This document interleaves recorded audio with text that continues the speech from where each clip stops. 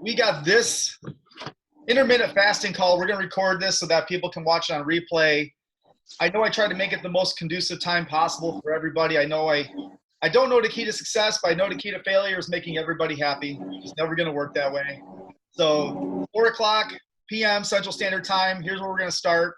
And the reason why we're doing this call, it's an intermittent fasting conversation, is because I believe, Lish, you were one, and several others within the 90-day sprint group were like, hey, I really wanted to entertain the idea of doing intermittent fasting.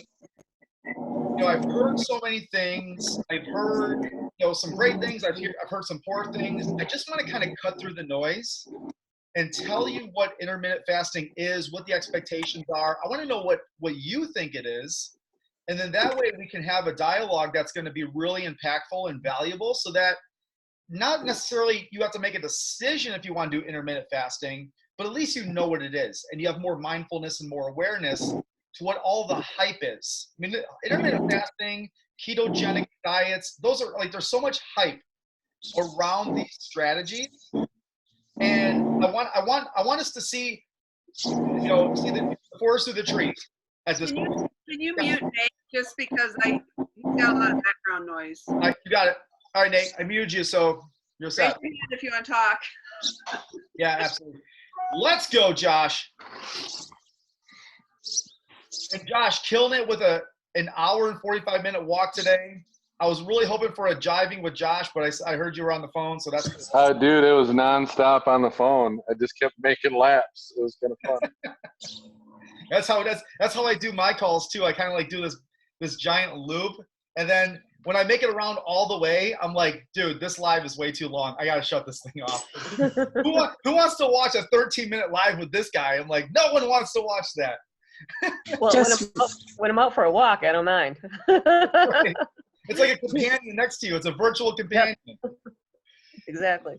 So, all right, let's go ahead, Amy. What do you say? I was just going to say real quick, this morning, I had my daughter with me for part of my day. She's 13 and she was in the car. And so I said, we listened to all different things in the car together. And I said, let's put Steve on and see what he has to say. And she's like, who's Steve? I'm like, he's my health coach right now. I said, she's like, what? And so we listened, and then you mentioned me, and she goes, is he talking about you? I said, yes, he is. So that was kind of a fun moment. Amy is X to the 5th or 6th power at this point. Rocking and rolling. So let me ask this. Let me open up this conversation with, when you hear the words intermittent fasting, what's your immediate thought? Don't eat. Don't eat. Don't eat for a period of time. Okay, don't eat. What else? I can eat whatever I want during my time of eating. I teed that one up for you, dude. Sorry. Dude, that's a beach ball. What else? What else do you hear when you hear intermittent fasting? Do you start salivating or do you start cringing? Or maybe neither. Honestly, I think I cringe, man, because only because I've experienced lack of food and I don't like it. Okay. Anything else? Michael, what's on your mind? I mean, I don't know. I guess it doesn't really, I don't know. Like sometimes I'm like, I should eat in an 8-hour window, that kind of stuff. But I guess I just eat when I get hungry, but I don't eat to get full. I just eat to be satisfied. And you know what I mean? I don't count calories or anything like that. I just eat good, healthy food. Absolutely. Beverly, what's going on, Beverly? It's great to see you out of the you-called atmosphere. I know. I look the exact same. So this is my life. Yeah. So, Beverly, you're jumping on here. I'm going to throw you right in the fire. When you hear the words intermittent fasting, what's your immediate thought? Being hungry. Yeah, like a more of a negative reaction for me. I can understand that. Okay, so let me say this. I put this in the message when I posted the link. Let me give a disclaimer. I am not advocating intermittent fasting. I'm very unbiased. on intermittent fasting. I've seen people that have been really successful at it, and I've seen people that have really failed at it. I personally do not intermittent fast for personal reasons. One of which, I don't like being hungry. And that's part of the process of intermittent fasting. But let's talk about what intermittent fasting really truly is. So intermittent, the word intermittent itself, it means on and off fasting. On and off fasting. So to define intermittent fasting, there's going to be a fasting window, and there's going to be an eating window where you eat your meals, your snacks, you have all the things, and those are going to fluctuate. And I'm going to talk about that as well throughout our conversation. So the feeding window is pretty obvious. The fasting window, that's where there needs to be more clarity. What does a fasting window mean? And I'm going to explain. The biggest thing I want you to take out of this, like my intention for doing this, is to understand what the reasons, physiologically and from a microscopic level, what's actually happening with our body. And if you've ever, has anybody done intermittent fasting? You actually followed? I know Nate, you have. Nate has. Nate made some great comments. Anybody? Okay, so Rosemary, you've done intermittent fasting. You're doing a stage of it right now currently. I've tried it. So why does it work? Does anybody know why intermittent fasting works? Because it does work to a certain extent, but why does it work? I would think with a shorter period to eat that you eat less calories, or normal people would, because you're not eating all day constantly. Let me say this, and you almost want to make this note. If you're taking down notes, write this down. Intermittent fasting is not starvation. It's not starvation. That's the first, and again, I'm not an advocate. I'm just telling you, it's not designed to put your body in a position of starvation. So our body needs energy. Our body needs energy. And you've heard me say we eat food so we can fuel ourselves and we can heal ourselves. Our body needs energy. We need energy to do exercise. We need energy to walk. We need energy to have a conversation like I'm doing now, to sleep, to make whoopee, whatever you want to call it. We need energy for everything that's happening in our life. So we resource our foods, or we resource our energy rather, from the immediate foods that we consume. That's our first line of energy, is the foods we eat. That's why I am religious and I am stingent on the fact that what we consume is going to be of nutrient dense quality, because how we consume, how we eat, is going to be how our body's going to resource that, digest it, assimilate it, absorb it, and we become a byproduct of the foods we eat. The foods we eat have a job, they have an expectation, they have a mission to do. So imagine that. Imagine putting, food into our system, and it's either going to energize us or it's going to make us lethargic. It's going to make us tired. It's going to make us fatigued. It's going to give us IBS. It's going to give us inflammation. Choose the foods that you want to produce the type of energy that you want to have. So when you eat foods, you're resourcing those foods and you're extracting the calories. Calories are a unit of energy.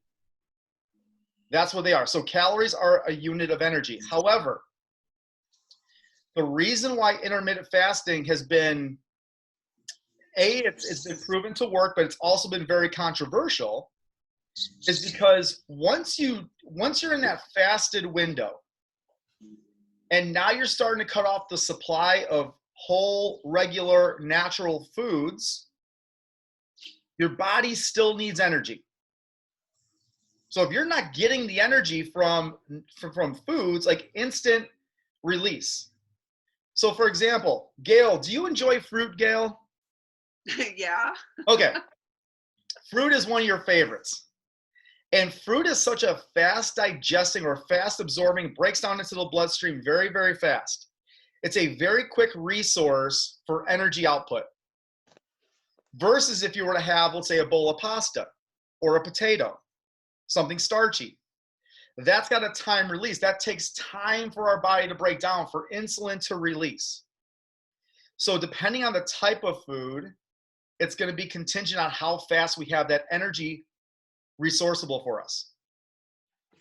So if you're going into a fasted window, your body still needs energy and it doesn't have the foods to resource it from, so it's going to start going into stored calories.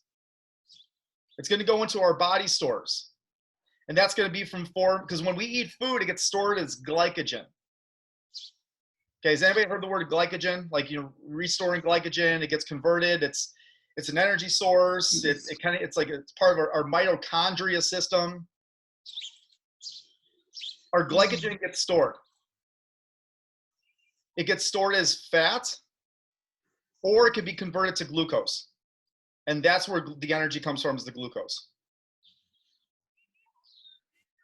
How many here have actually felt like on a regular basis, they felt like really hungry, or they're starving, or they call it hangry sometimes? Who's felt that way? Amy, okay. Mike, okay. Not since I've been drinking a ton of water. I'll tell you what, water is one of the greatest satiation tools that you're ever going to have. Like, this is going to be he or she's going to be your best friend when it comes to weight management, to fat loss, because of that reason.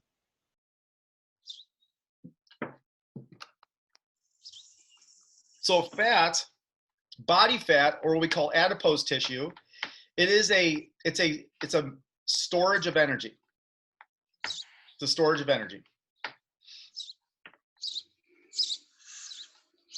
What questions do we have at this point? Because I want to make sure that we're on the same page and we're moving in a direction that's going to make sense. Lish. See, these are my questions about it, because I've looked into it a lot, because I'm not a breakfast eater. I don't like eating in the morning. It never feels good. But I also go to the gym at 3 or 4 in the morning, and most of the time I go on an empty stomach, because if I eat, it makes me sick. So I'm constantly looking up, can you work out without, eating before or post or whatever? Is it like good for you or whatever? And I can never get a straight answer. So it's like I've been looking into the intermittent fasting, but I've always been afraid to, because I can't get a proper answer towards my questions. Like, I'm at the gym at 5 in the morning, and sometimes I really don't want to eat until 11 or 12 at night. Is that safe or good or what? I mean, in the morning, in the afternoon, like 5 hours after I went to the gym, like, but you can't find an answer, Yeah, and that's where it's very intuitive. And that's where you want to be able to be connected with folks like us, so that we can give you some direct answers and say, all right, we'll try this. If that works, great. If that doesn't work, then try this option. There's going to be quite a bit of trial and error, especially when you have irritability with food when you're doing an activity. Mm-hmm. And I've worked with so many people that do that, and it's just, you can't shut off that switch. You have to just kind of make modifications that are going to accommodate what your current lifestyle or situation is. So I love that statement. I love the question, because it's going to get me right into the fact of here's what's happening. You already are doing intermittent fasting. You're already doing it. Think about it. You have a window of time in your day pretty consistently that you're not eating, like you're fasting. You've emptied all the storages out. Your body has assimilated the foods. You're resourcing energy, likely on the fat stores, the adipose tissue. Well, first off, here's another fun fact. When you don't have food to resource, and the foods I just ate have already been resourced as energy or storage, the first thing that my body's going to go after when it comes to glycogen is going to be muscle and my liver. It's going to go resource the glycogen out of my liver and my muscle. So those are going to be depleted first. That's what I did not enjoy about intermittent fasting. If I'm going to be completely honest, I felt very flat because all my glycogen was being depleted out of my muscle bellies. My strength went down in the gym. I couldn't reach a muscle hypertrophy. Hey, listen, I think it's fair if I'm going to tell you all the great things that happen with intermittent fasting. Let me tell you the things that maybe I didn't appreciate so that you can make an educated decision and say, like, hey, this is going to work for me. Might not. I'll give it an honest try. But if I give it an honest try, I better do these things to meet the protocol of what really intermittent fasting is designed to do. So the first thing that's going to go for, it's going to go for your liver and your kidney when it starts resourcing energy, and there's no food sources that are like fresh foods or the most recent foods to consume. The second thing is where all the hype is and all the direction of intermittent fasting is it's going to tap into your fat stores. Because remember, I just said fat is an energy source. So if fat is an energy source, your body's going to resource it after it uses all the food that I've consumed within the last 4, 5, 6 hours. After it's gone through the majority of my muscle and my liver glycogen, now it's going to start going and using and resourcing the energy stores or the glycogen stores out of my fat. That's what makes this attractive for most people. So let's talk about the windows of opportunity. So I made a pretty bold claim and I said, Lish, you're already intermittent fasting. You're just not calling it that. Like, you're not going around saying, hey, I stopped eating at, when's your last meal, Lish? My last meal, I actually had it at 4. Like what's your last meal going to be for tonight? It's probably going to be around 5. It's usually between 4 and 8. It depends on my work schedule. Okay, so what's the latest? The latest, I usually don't eat anything past 8. Okay, so 8 p.m. Mm-hmm. And then when is typically your first meal? If I'm paying attention and just trying to get protein in and not worrying about how it's going to make me feel, usually around 7 or 8 in the morning. If I'm just going to avoid it until I know I'm going to feel good eating, it's going to be about 11 or 12. Okay, so here, listen to what Lish just said. Lish just said that there's a chance that her last meal is going to be at 8 p.m. And her first meal to break her fast is going to be 8 o'clock. Let's say it could be 11 o'clock. Mm-hmm. So somehow, somewhere in the universe, the gods of intermittent fasting said, hey, if you're going to qualify as an intermittent faster, then the window needs to be at least a 12-12 split. 12 hours of fasting, 12 hours of feeding or eating, where you get your meals and your snacks in. You know what? I think you can consider yourself an IFer if you want. Okay. So 12 hours fasting, which you're already doing. Mm-hmm. 12 hours of eating, which you're already doing. That's considered the lowest, mildest grade of intermittent fasting. You're already experiencing it right now.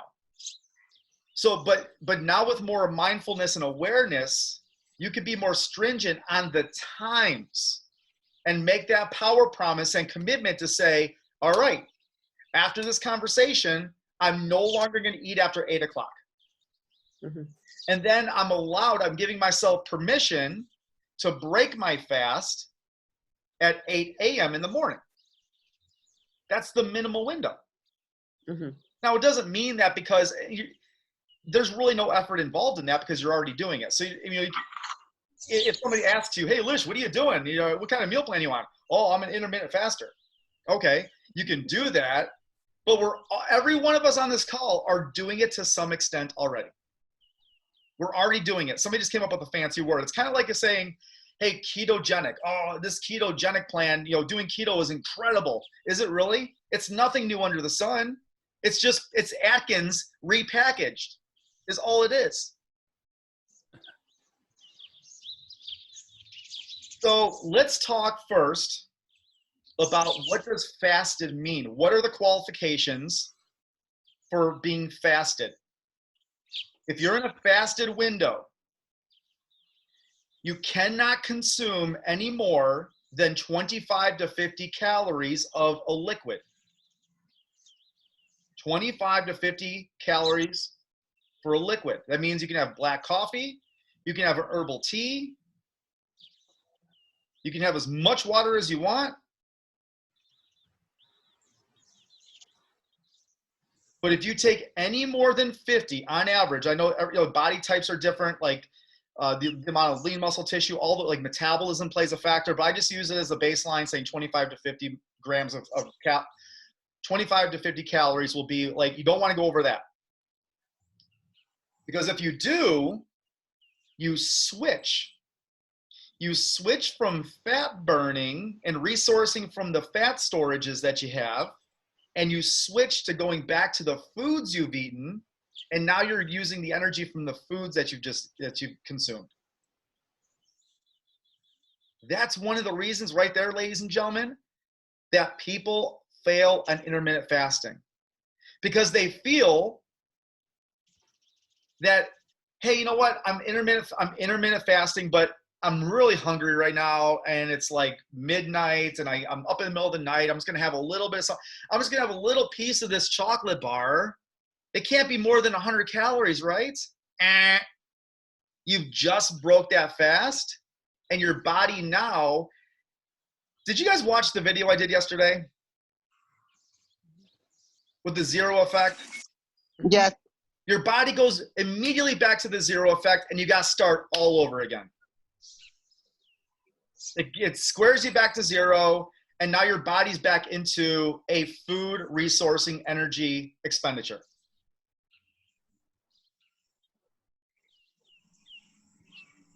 What are your ahas and what are your takeaways about that? If any.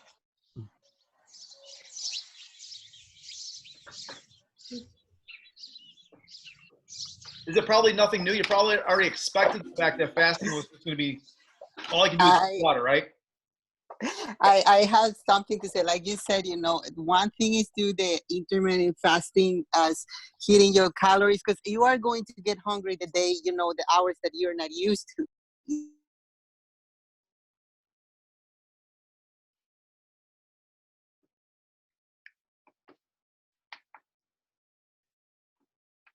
Oh, come on. I'm not losing you, am I? Shit.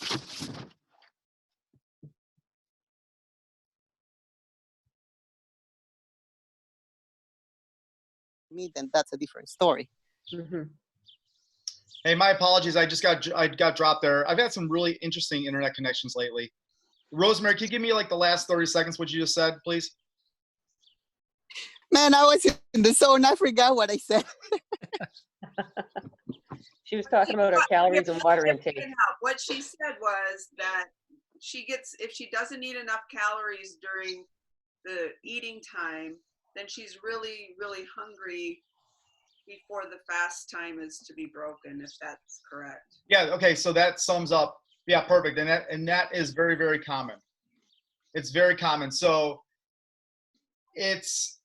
there's quite a bit of management involved typically. And so we just talked about the 12 hours on, 12 hours off. We talked about the 12 hours fasting, 12 hours of eating. That's not what people typically consider intermittent fasting though. The windows get smaller, right? So we're talking about a 16 and 8 hour window. Who's ever heard of that? Like 16 hours of fasting, 8 hours of eating. And let's be honest, 12 hours of eating throughout a day, that's a lot of time. Mm-hmm. Like that's a lot of time to eat. When you start getting into the 6 hour windows, I think, Rosemary, you said you've done like 24-hour fasting, right? In the past, yes. Right now, I'm just doing the 16/8. Okay, so 16/8, that's pretty standard, like coming to intermittent fasting. So think about that. The amount of calories that you want to, now you don't want to have a calorie reduction. Like that's not what this intention is with intermittent fasting. As a matter of fact, I know somebody that just eats, and it's not somebody I know personally. It's somebody that I've followed through social media. I've seen their tracking. I know somebody that eats only one meal per day, and it's 4,000 calories for one meal. Holy You know what I'm talking about? What are they eating? It's ridiculous. It's like an anomaly. It's like it's like a freak of nature. But that works for him. I have this conversation with absolute faith and trust that what you decide to do is going to make sense to you. It's going to be right in your gut. Your heart's going to feel right about doing it. And most importantly, it's sustainable. That's one of the reasons why you don't hear me talk a lot about intermittent fasting, because it's not sustainable typically. You're not going to have an 8-hour, 6-hour, 4-hour eating window for the next 3 months, 6 months, year, 4 years. You're just not going to do it. So let's talk about like what's really, really important here. Let's talk about what happens during the eating window, because I think that's where the most confusion happens. What the heck happens during whatever you choose? So let's talk about the standard. Let's talk about a 16-hour fasted window, and let's talk about an 8-hour eating window of our snacks and our meals. Let me open it up to you. What can we eat during our eating window during intermittent fasting? I mean, I would imagine that that whatever you do to break the fast would be probably the most important meal. So you want to make sure you have the proper nutrients and fats and all that stuff during that meal. But what can you eat? I mean, you should eat healthy, nutritious stuff within that time period. Well-balanced stuff is what I'm thinking. Okay. Who's heard that? Who's heard that as a standard for intermittent fasting? You know what I hear? And I hear a lot of it, is that I hear you can eat whatever you want. I love intermittent fasting. I can eat whatever I want. I can eat whatever I want to eat during my 6-hour window, my 8-hour window. Man, I am counting down the time, because in 30 minutes I'm breaking my fast and I'm going to McDonald's. Let's go. Gonna get some donuts and bagels and pizza. That wouldn't work, because I know some people that could eat a large pizza, a dozen donuts in an hour, you know, and that's like. Now, here's the caveat to that. I do know people that have done that and they've lost weight. I don't know they've lost fat, but they've lost weight. Right. Mm-hmm. So that is the whole aspect of, listen, the fruits on the tree, those are great. But are your roots strong enough to sustain what real true fat loss and body modification looks like? That's what matters. The oak tree versus the eucalyptus. There you go. Isn't there a risk of when you're done intermittent fasting, or if you just when you decide not to do that anymore, of just all that weight loss, all the having weight gain? Well, how do you define the duration of intermittent fasting? I guess if it's not a lifestyle. Right. Well, that's the whole component. Right. Yeah. So you're taking a big risk, because think about it. It doesn't matter if you're eating a bunch of junk, which we're going to talk about here in a second, or if you're actually eating nutrient-dense foods throughout that duration. There's likely going to be, because again, this is all the education process of it, there's likely going to be a caloric deficit somewhere. Like if you gave yourself an open opportunity to say, hey, you can eat from, I don't know, the time you wake up. Like I eat from the time I wake up to the time I go to sleep. Why? Because I've fine-tuned my metabolism. I know exactly how my body works. I know that I have enough lean muscle tissue on my body that's going to resource the foods. It's going to use it as an energy source. And then when I'm sleeping at night, my body needs the nutrition and the proteins and some of the fats to recover and replenish my body's expenditure from the day. That's how my body works. And if an athlete came to me, that's the same thing that I would condition them and coach them through. If somebody said, hey, I'm looking to lose fat and I want to do it in a safe manner that's going to be efficient and sustainable, then I would watch and manage what's happening the last few hours before you go to sleep. And then perhaps maybe wait an hour or two when you woke up to get your body in a complete state of balance so that you can have your first meal a few hours after you wake up. It's not intermittent fasting because I don't have rigid times set in place.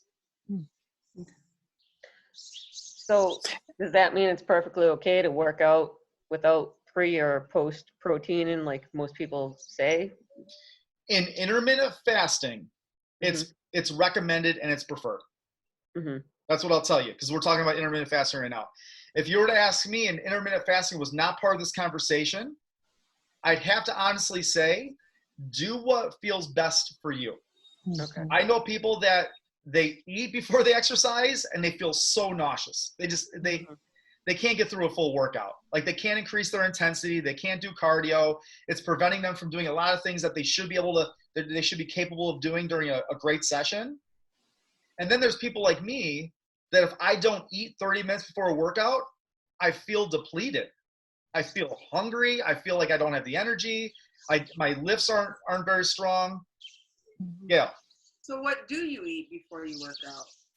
I take in a complex carbohydrate. I take in about 30 grams of protein, and I'll take 15 grams of fat in from a source, whether it's oil or it's gonna be avocado, it could be from nuts, but I get a really well-balanced macronutrient substance to really fuel my workout. So I use food for fuel through my workout.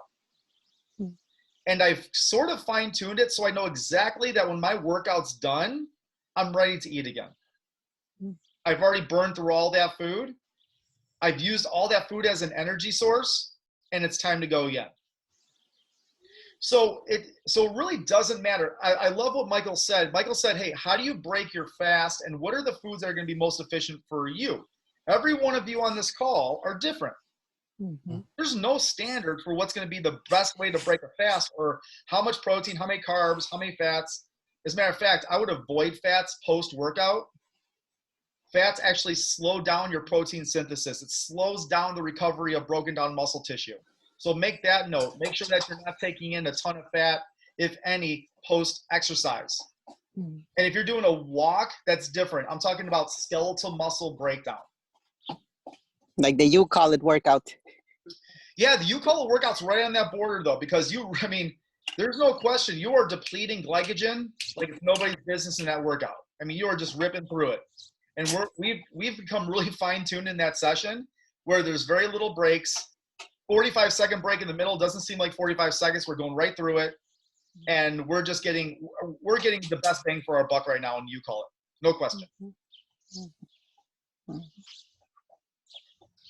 So let's talk about what is adequate. Now here's the best part about this conversation. It doesn't matter if you're considering intermittent fasting, if you're doing IF, if you have no interest in doing IF, let's talk about clean eating. Let's talk about what clean foods are. How do we get our body to be the most optimizing machine? Our body, our human existence, the cellular structure that we have that I can feel myself and I can see you with, is the most complex but most rewarding machine that we have, and we have to have a due diligence to take care of it through nutrition. So you've heard the term clean eating, right? Yes. When I heard this term, gosh, I don't know, it's probably 10 or 12 years ago. I avoided that term like the plague. I just thought it was the most ridiculous thing. I used to make fun of it all the time. I'd be like, what do? Wash your food with Windex first and then eat it? Like clean eating? Come on. But unfortunately, the term never went away. So now, in order for me to kind of follow the reference, I'll use clean eating from time to time. Rosemary, you should know this. Lish, you probably know this. I don't know if Gail knows this yet. Let's see what you remember, Rosemary. Clean eating is basically what it just grows on the ground without being processed, and anything that is alive, like poultry, beef, or animals that they're grown without much hormones on it. That's basically.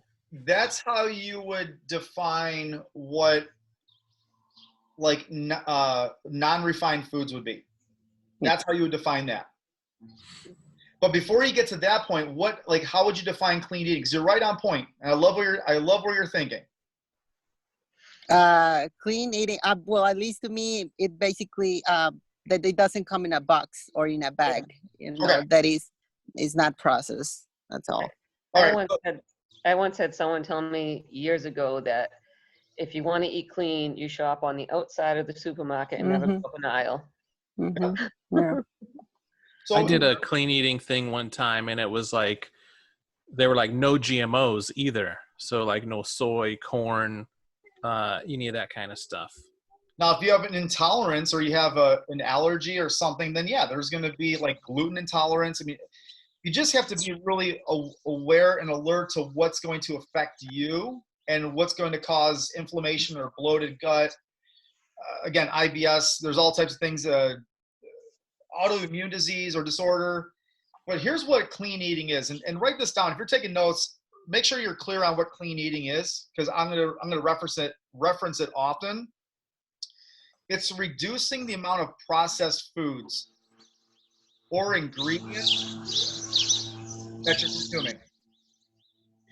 Now, the key word in there, is reducing. It's almost impossible to totally eliminate processed foods. Yeah. Say it again. Reducing the amount of processed foods Or ingredients. or ingredients. That's what I meant. Or ingredients that you're consuming. And Rosemary hit it right on the head when she said that if you're going to be consuming something that does not look like it did when it was underground, above ground, you're picking it off a tree, or how it's kind of wandering aimlessly in a pasture somewhere, and chances are that it's manufactured and it has preservatives in it, or even synthetic chemicals that you really want to avoid. What's your thoughts on organic versus, like, you can go to the organic session or you can go buy your produce over here in the regular? My personal opinion is I think it's completely overrated. I think it's completely overrated. I do believe that there are some food. I believe that organic has some legitimacy to it, that they may use less pesticides, they may use less chemicals, but there's no way to prove that. There's no way to show it. How does an organic tomato almost look the same, if not better, than a regular tomato? There's no bug bites in it. There's not there's something. I've never been affected. I have a perfect bill of health. My blood work is immaculate. I don't reach for organic. And it was the one time you did a live, and I think that's one of the eye opener for me before, because I think I said it before. Before I used to count calories a lot, but didn't actually read what the label said. So after you did that live, you showed 2 peanut butters in there. One peanut butter that is, you said regular peanut butter, and the other one that said organic something. The organic something had a lot of ingredients in there that I didn't even know half of them. And the other one that is just said regular peanut butter, it only have 2 ingredients, peanuts and salt. That was it. And after that day, that when you did that live, like, oh man, I start reading labels now, making sure that if I don't know the name of what it says in there, I'd rather not eat it. But that's me personally, you know. I mean, from time to time, yes, I will eat a cookie, don't get me wrong. But I'm saying, like, on my normal foods, like everyday food. You know, more often than not, we just got to sit back and we have to stop majoring in the minors when it comes to food. Don't worry about organic. Worry about what the nutritional value is. Read your frickin' box on whatever you're eating. I know, Rosemary, you just said, hey, if it's not in a box, don't worry about it, or I wouldn't consume it.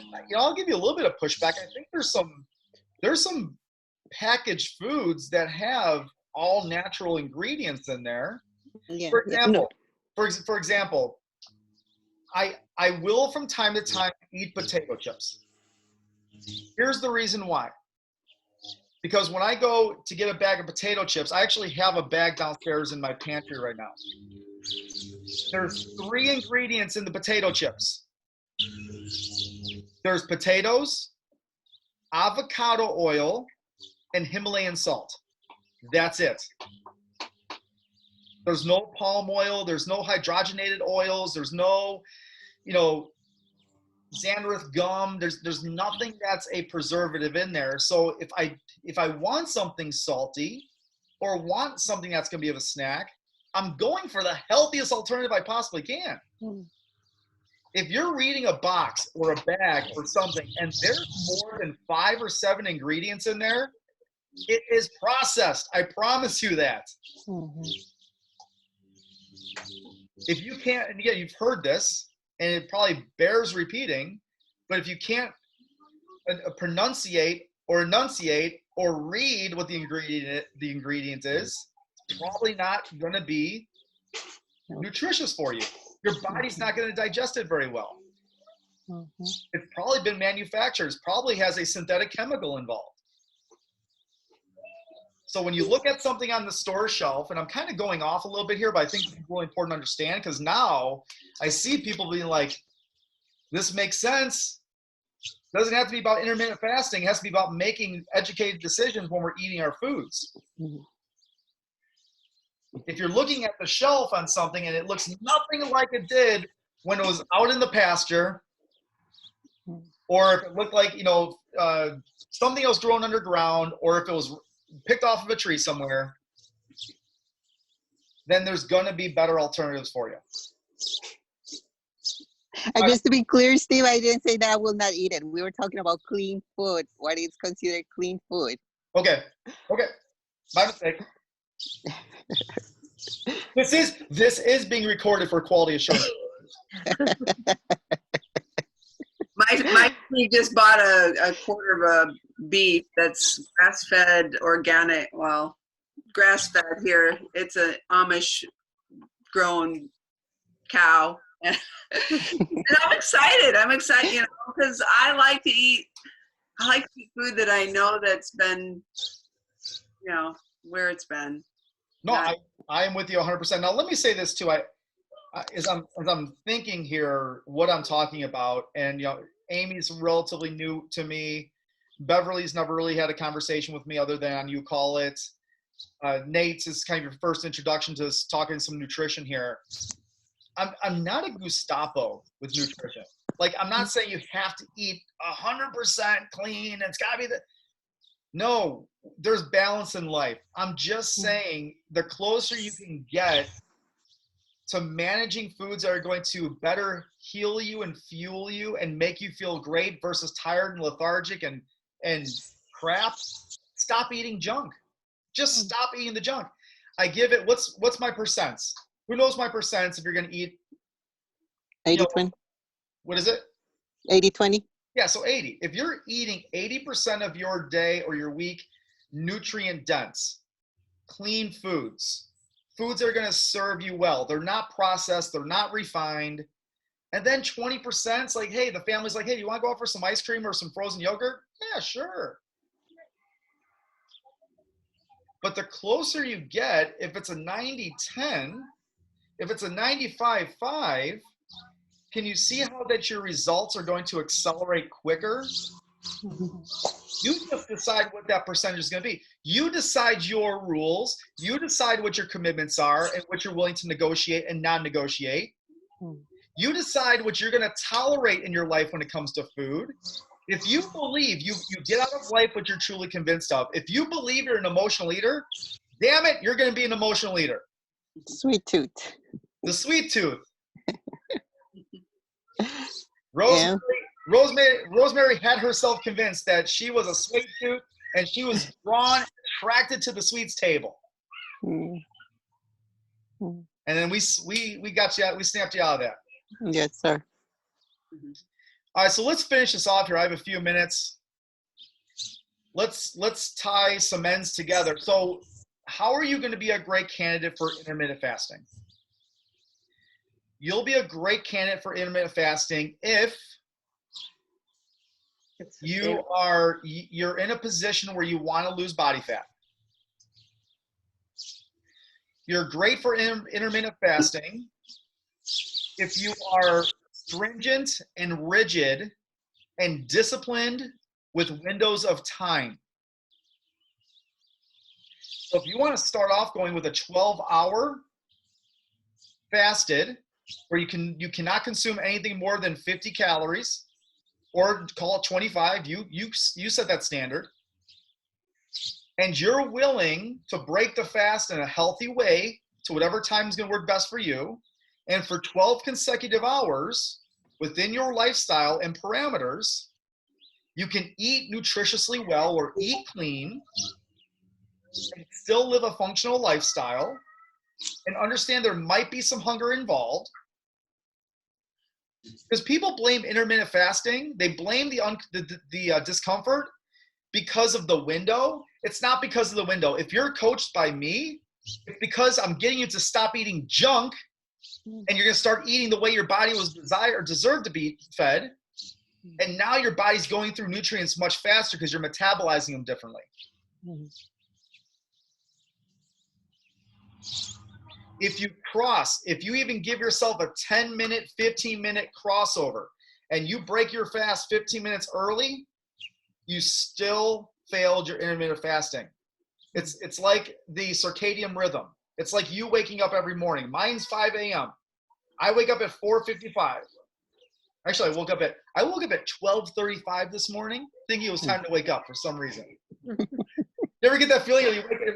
I use my iPhone for my alarm just in the event I sleep till 5. And I'm like, oh, it's time to get up. What time is it? 12:35. I got tons of time. That means that your body was well rested and it was time for you to wake up. No, you know what? Actually, that's usually when I'm getting up to go to the bathroom for the first time. No, and by the way, just because you brought it up, and again, if you don't believe in the fact that if you're increasing your water right now, and you're having interrupted patterns of water break or bathroom breaks, it will subside. I drink 180 ounces of water every day. 180 ounces. I never get up once for the bathroom in the middle of the night. Never once. Goals, Steve goals. I'm not saying that to brag or to say, hey, look at me. I'm saying this because stay the course. Trust in yourself. Trust the process. When you become X to the 100th power, X to the 1000th power, you don't have to worry about the things you're worrying about now. All right, so I would say the clean eating is absolutely, it is a non-negotiable. It's imperative that you just eat well within there. And you can still stay within the 80-20 rule. That's fine. I'm not promoting intermittent fasting. I'm just telling you what you need to be prepared for. And I think, what did I miss? I would say those are the two major things: is don't cross the window, and make sure that you're not reckless with your eating during the eating time. I just want to say, when you have that short amount of time to eat, just make sure that you eat the time that you have to eat, because if you miss that window, that my dinner is going to be soon is at 5 o'clock, and if I miss that window, and I don't want to be rushing like 5:45 to eat, because then I'm going to feel bad, and I don't know if I'm going to have enough time to finish at 6 o'clock, and I don't want to leave my food in there. So just be consistent on the times that if you're going to have breakfast at 10 o'clock in the morning, have breakfast at 10 o'clock in the morning, whatever your time is. So just a question. So if you went out, it's like, I'm not going to eat till after 6, but I'm going to eat at 10 in the morning. Well, so if you eat at 7, you can't push it out to 11 tomorrow morning? Nope. You can't do it. Can't do it. So let me say this too. This is 7 days a week. This isn't a weekend thing, or this isn't a weekday thing. This is 7 days per week. for as long as you want to run intermittent fasting. That's how smart our body works. Our body does not know, oh, it's Sunday today. Let's go have ourselves a cheat meal, or worse yet, a cheat day. What the frick is that? What's a cheat day? Look, how much stress do you have in your life where you feel like, oh, Sunday's here. I'm going to eat whatever I want all day. And then you wake up Monday, you're like, holy shit, how the hell do I not look any better? How do I not feel why do I feel like a train hit me? I did it for 44 years, Steve. I know. No more. But Amy, I get it. Your story, your testimony is going to help other people. It really is. I get it. Be vigilant. And you know what? Your past does not equal your future unless you're still living in it, and you're not living in it anymore. Yes. All right, so tell me, was this helpful? Was this valuable? Was this great time invested? Or would you rather be like, picking your calluses? No, definitely helpful. Definitely. Yeah. Good information. I appreciate it. All right, so what are some of the takeaways? What did you take away that, I'm not saying you're going to implement, but you're like, you know what, that makes a lot of sense, and if it's not even intermittent fasting, but I can use it in my day-to-day life? I would say the fact that Eating clean. and the glycogen and how it affects your muscles and your liver. Yeah. Gail and I were on a call today. We had a brief conversation, and you can kind of tell when you're having a conversation and we start talking like gibberish. We're like, blah, blah, blah. And then I'm like, you know what? You have your blood sugars are low. You have to go eat. It's like, but that's something that you have to get used to though if you're doing intermittent fasting. So again, food is such a valuable resource. When our blood sugars are low, our insulin's being affected. Then so we have to make sure that we're doing what we need to be doing to fuel our body. So that was yours, Gail. And then Beverly, did you say clean eating? Yeah, clean eating. What about clean eating? Like what about clean eating that you really got to take away from? Just reading the back of the box, and even though you think it's something that's healthy, it might not be. Going back to Rosie's story about the peanut butter. Do not be fooled by clever marketing campaigns.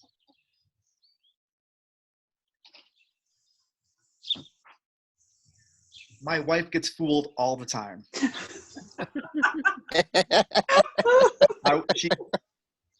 She gets fooled all the time. But it says natural. It says organic. Look at the back. The first ingredient is enriched. Yeah. If it says enriched or refined or processed, don't. You know what I learned, Steve? Yeah. I need a call with you to learn some of these little tools, or not tools, learn some of these keywords to be looking for. Gail, you and I are going to have a call. I've already decided. Great. So That's awesome. I talked to Gail. I said, would you be open to it? I said, yes, absolutely. So the three of us are going to get on a call. We're going to invest some time, and we're going to talk about nutrition one-on-one. I don't want you to waste energy or invest energy where you can be focusing on doing the things you need to be doing. No, I agree. Thank you. Perfect.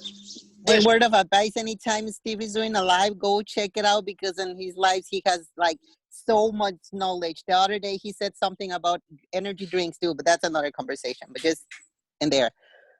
Oh, you're talking about the one where I was in the car? I forgot the name of bubble gum something. I forgot the name. That was a Bang energy drink that I had, and it was loaded because I don't buy them, but I had it, and I was reading. I'm like, I couldn't read the ingredients. It's the most popular energy drink on there. We even talk about artificial sweeteners, by the way. We even talk about that. So let me say this before we go. If you choose to drink a beverage that is like 0 calorie, another fallacy. 0 calories can still be harmful. Why? How does Diet Coke taste so great as it does, but it's got no sugar and it's no calories in it? Because it has artificial sweeteners. Artificial sweeteners are 100 to 200 times sweeter than regular cane sugar. It gives ourselves caloric irregulation. It tricks us to think that we're taking in this food and we're consuming this sweetness. It's not even really a food. So when we go back to regular sugar, after we've just been, the wool's been pulled over our eyes by this artificial sweetener, we overconsume the regular sugar, piling on calories. So the point is, let's make it relevant to intermittent fasting. If you're going to choose to stay within 25 to 50 calories, and I already told you, coffee, black coffee, herbal tea, water, there's people, Diet Coke, Diet Mountain Dew, Red Bull, 0 calorie. What's the ingredient? What makes it sweet? Artificial sweeteners. Absolutely not. Chemicals. Right. So again, I think that's a great way to end it. Anything else? I love you guys and gals. Nate, yeah, you've been quiet. You're not driving anymore. Can't hear you. Oh, I muted you. Hold on. Muted. There we go. All right, here we go. Say it again. Hey, I want to circle back to one thing that you said. I had a question. When you said the first thing that when you are fasting that your body's going to try to take is the glycogen out of your muscles. Yeah. Is that something that is detrimental, or is that something that is just detrimental for a day's workout? I would say that's a great question. It's going to go after your liver and your muscle. We're fortunate that muscle glycogen it's not just the first to go, but it's the first to be replenished. Okay. So it's not going to be detrimental. I just don't like the feeling. I don't like the feeling of being weaker or feeling depleted. And it's sort of like, for anybody that doesn't know, like I have a pretty extensive bodybuilding career. So that's kind of like how I've kind of cultivated how my lifestyle is. And I create that type of intensity into it. But as your body's as you're getting depleted in your muscle and in your liver, it's gonna be the first thing that when you start eating a food for it to get replenished. It's sort of like this. How many times have we lost weight or lost body fat and we've busted our tail? I don't care if you were in your teenage years or early 20s or you're in your 60s. And you're like, I can't get rid, like you're like this. You're like, I can't get rid of this. I can't get rid of the love handles. I can't get rid of, this midsection. It's the last thing to go, but it's the first thing to go back on. Because that's where the majority of our storage is going to go. Like that's just the most responsive area. It's the same thing with muscle bellies. So I wouldn't say it's detrimental, as long as you replenish it with the right amount of protein and the right amount of carbohydrate post-workout. You'll be absolutely fine. That falls in line with how I feel when I do it, and I try to come back. I feel like when I'm going through my fast on Wednesday, and then I come back on Thursday after you call it, by Friday, I'm back to working out normal again, and it feels just fine. I just wanted to make sure when you said that, I'm like, oh man, is there any potential further effects that maybe I'm going to feel down the road? Here's the damage you're going to have. And I think Lish said this. Lish, you work out at like, what, 3 in the morning, 4 in the morning? 3 to 4 in the morning, yeah, when the gym's open. Here's the challenge with that. You're not replenishing your body, your nutrients post-workout. You're waiting hours until you get that first meal in. Mm-hmm. You're essentially breaking down that skeletal tissue. You're creating these micro tears in that body or in that muscle, and you're never allowing it to recover because you're not feeding with any nutrients. Remember, food is a recovery agent, as with this rest and sleeping. So you may want to, I know 3 o'clock and 4 might be really advantageous for your lifestyle, but for optimal function and like development, you may want to strategize getting your food and your workouts closer together. Okay. I'm okay with I'm okay if you don't eat before your workout because you're nauseous, but I don't sit well with you not eating within at least the hour after your workout. Now, and within an hour after a workout, would like a scoop of protein be enough just to get me to where I actually can eat solid food? Yeah, that'll be fine. Okay. Yeah, and try to get maybe a carbohydrate source in there as well. Again, I have zero context on your nutrition. I'm just spitballing, so don't use it against me. But I would say try to get yourself a nice amount of protein and probably a simple carbohydrate, which like more like a dextrose based. That's going to help replenish your muscle bellies, because those carbohydrates, remember I said fats are going to slow down your protein recovery? Yeah. The carbohydrates actually complement and help accelerate that protein recovery. Okay. So you want to get a nice balance of protein and carbohydrate post-training, post-exercise, like muscular training, strength training, resistance training, weight training. All right. Okay.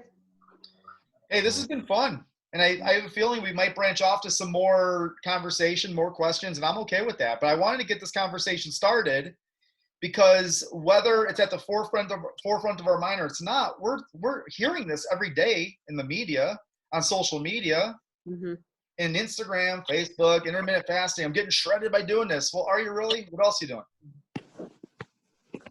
doing? So it's going to require some work. It requires effort. It's not sustainable. If you want it to jumpstart, for example, if you want to do intermittent fasting, we could walk through some information. If you want to use it part of your 90-day sprint, we can do that. Understand, though, that after the 90-day sprint, you can transition back into a larger, less structured window. All right? All right. All right, everybody. I will see most of you on the You Call It tomorrow at 12 o'clock Central Standard Time. All right. I appreciate you all. Make it a great night. And everybody. Let's go. Let's go. Let's go. Thank you. See ya. Thank you. Thank you. Bye.